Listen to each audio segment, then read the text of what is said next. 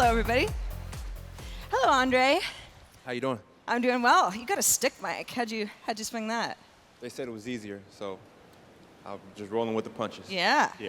So I just wanted to say on behalf of everyone who lives in the Bay Area, thanks for making this year the greatest year in basketball history for most of our lives. Thank you. Thank you. Thank you, Warriors. World champs, yes. It was a lot of fun to watch. And actually, because of that, I probably spent more time on, well, who plays for the Warriors? Who owns the Warriors? Who's kind of the whole team? And it turns out that everybody's in tech. You know, the ownership board, everybody comes from tech. They're investors, they're from YouTube, early employees at Facebook. Is that unique to the Warriors? Is kind of unusual in professional basketball to have such strong tech ties? Well, I think it's kind of generated from where the owners got a lot of their wealth from. So being that our location is Silicon Valley, yep. And then you kind of had that bidding war between two guys from Silicon Valley when the Warriors were bought 5 years ago from the previous owners. You would see kind of that gravitational pull. And that was one of the reasons why I actually came and played in this market. Oh, yeah? Well, basketball always comes first, so you want to win a championship. Was able to play against the Warriors in the playoff series before I signed here. Saw they had a good collective unit, opportunity to play in the finals. And from a business perspective, I saw all the opportunities. And my business manager and I were really heavy into trading stocks, and we were in a lot of tech stocks. So we wanted to go a little bit deeper and dive into the startup world. So the two worlds just meshed at the perfect time, and here I am. All right, so I know that besides being a professional athlete, you are interested in technology. We talked a little bit about this already. What is most interesting to you? You know, when you're thinking about investing hard-earned cash, where are you naturally going these days? Well, I'm looking for companies that can get into a market that hasn't quite been tapped yet, or the market can be disrupted and can be done much more efficient. Sounds like a good investor already. Yeah, so I'm trying. It's funny, I had a really good conversation with Warren Buffett last week. Yeah? And sorry, I know he's not a tech guy. Most people know that. He doesn't invest in tech. Finance, it's all relative. Yes. Yeah. But he gave me some pointers, and it's kind of the lane I've been going in already as far as looking for places that could have an impact that has been untapped. Such as? Well, Bevel is a company that's been started by Tristan Walker. Tristan Walker, yeah. He used to work for Foursquare. Yes, Tristan has a great mind, and what I've seen so far, I had a really good meeting with Teespring this morning actually as well too, before I got here. And it's always started by accident. These guys are like, oh, it started by accident. I mean, you look at Airbnb, and they're like, well, we didn't have a place to stay, and we were starting something else. And we weren't making any money in this, and then we ran into this by accident, and we're making more money doing this by accident than we were our actual startup. So that seems to be the common theme amongst a lot of these companies is they ran into it by happen chance, and the light bulb went off and great things started to happen. So Bevel was a company that I was really interested in because it really affected me and my culture. As far as I haven't shaved in a while. I know I'm in training, and when you're in training, you go ugly on purpose so you can grind a little harder. But it was shaving device for African American men because our skin, our hair grows a little different on our skin. It's more coarse and it curls. So the market wasn't addressing it properly. Right. Somebody had to do it. So he's walking down the aisle and he's looking for something for him, and there's this small section in this big store, and it's always like that. So that's how he found the idea to have this product, and I could directly relate to that, and that's what drew me to it.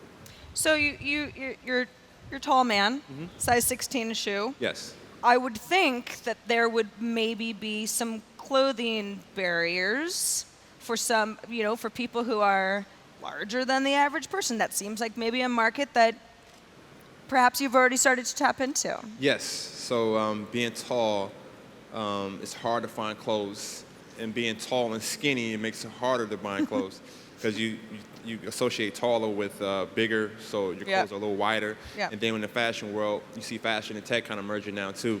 Everything's, the slimmer fit, the European fit. So really hard for me to find clothes. And for most men, they just stop caring about what they wear. It's like, whatever, I just find I'm tall. close. Whatever. Anything that's close fits.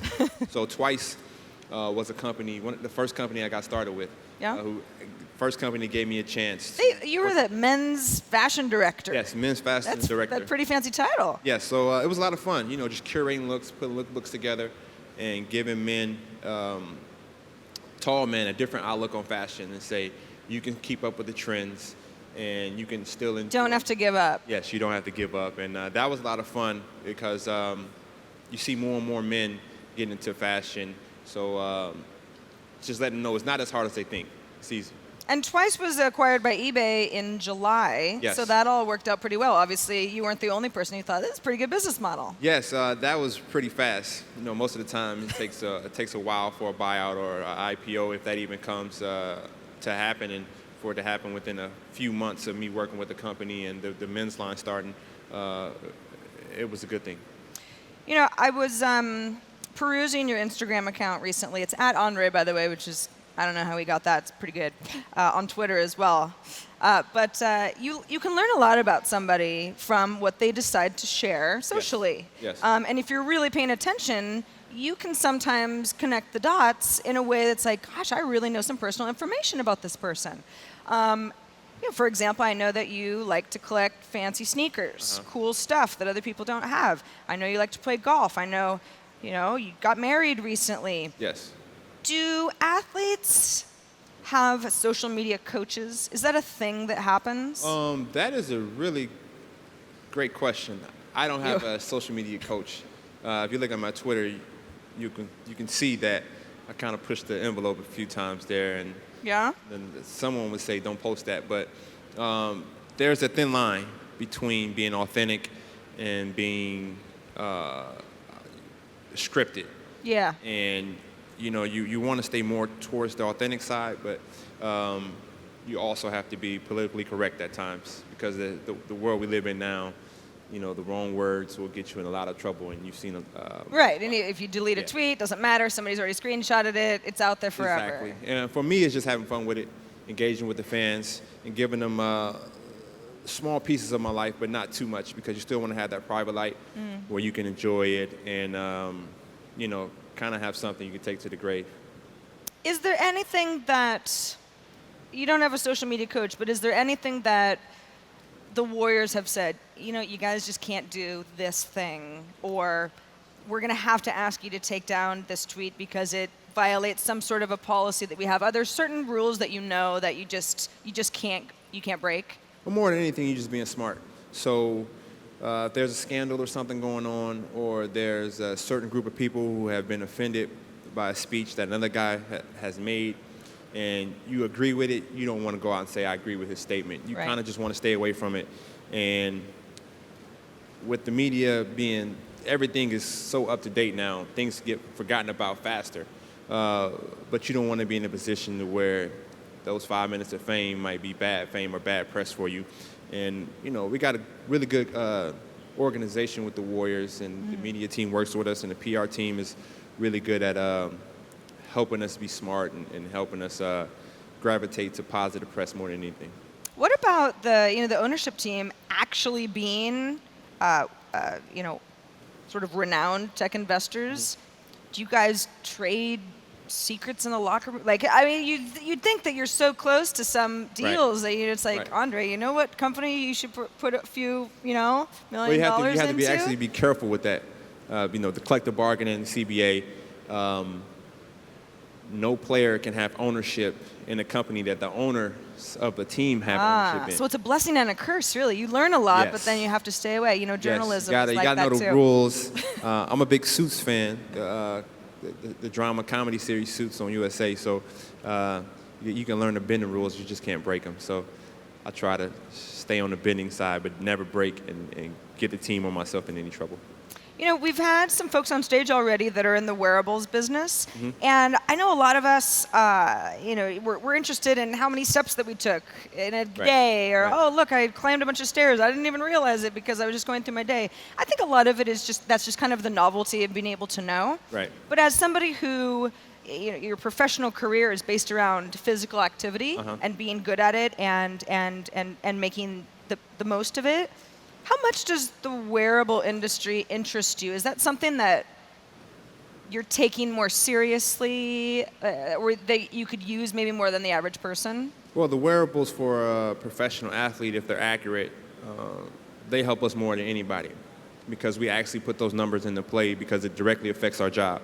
And it can directly affect, financially, it can be effective for us in a positive way. So for the Warriors, we had heart monitors, and we had devices that could let us know if we recovered from the previous game.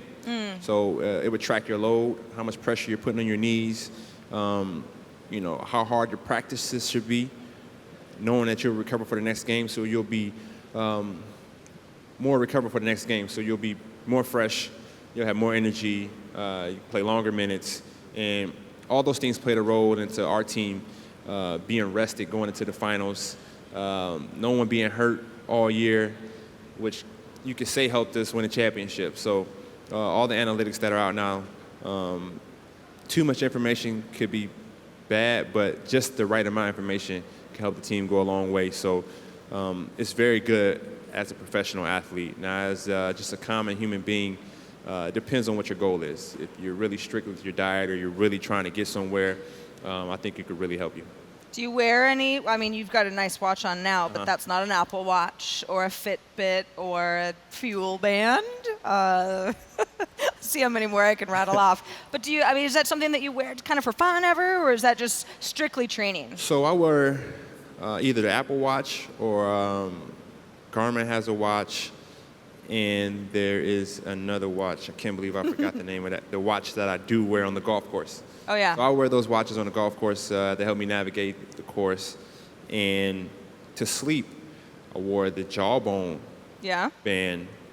I had a sleeping issue from college to where I wasn't getting the proper amount of sleep. Like sleep apnea? Yes, it was really bad, where I was going to sleep at 4 a.m., waking up at 8 a.m., no good. taking these long naps. That's no good. And I was all over the place. So you gotta run around. Yeah, as I got older. You need to sleep. As you get older, you learn you don't recover as fast. Yep. Like it'll hit you. So I would wear the Jawbone band to sleep to make sure I was getting the proper right amount of REM sleep, the proper amount of light sleep in my naps. And that changed my whole schedule. And now I wake up a little early. I'm a little fresher. I'm not as evil in the mornings like I used to be. So it's kind of changed my whole personality with the morning. And that's actually helped me on the court. So I use those devices to help me get on a better schedule or create better habits of living. Do you, as somebody who's obviously interested in technology and based joining the Warriors, at least in part on the fact that there is a tech tie and the Silicon Valley tie, are you like the tech dude of the group? Are you like the nerdy tech guy of the Warriors? I mean, does anyone, they go toe-to-toe with you on this stuff? It's actually funny because we have a group of guys who are all tech savvy and all are, they want to be businessmen and they conduct themselves in a professional manner, as professional as you can be as a basketball player. So Andrew Bogut's really into watches. So he's working with his watch company, and they're all over the social media, just their awareness what he has going on. And he has a tech fund he started. Stephen Curry, he's with Coach Up, I believe. That's an app where you can get individual training and individual coaching from professional athletes. Nice. Harrison Barnes is probably the most focused and serious guy I know. It's almost like we went to his house last week. Yes. He's a Harrison knows his stuff. Harrison does a really good job of networking and meeting the right people and doing the proper amount of studying and knowing what he's talking about. And Draymond Green just got this huge payday. I think he got like 80-something million. I'd like spitting other people's numbers out there because it's not mine. And so he's in a perfect place in a great setting as a locker room setting where we always have these discussions about who's investing in what and what market hasn't been tapped. And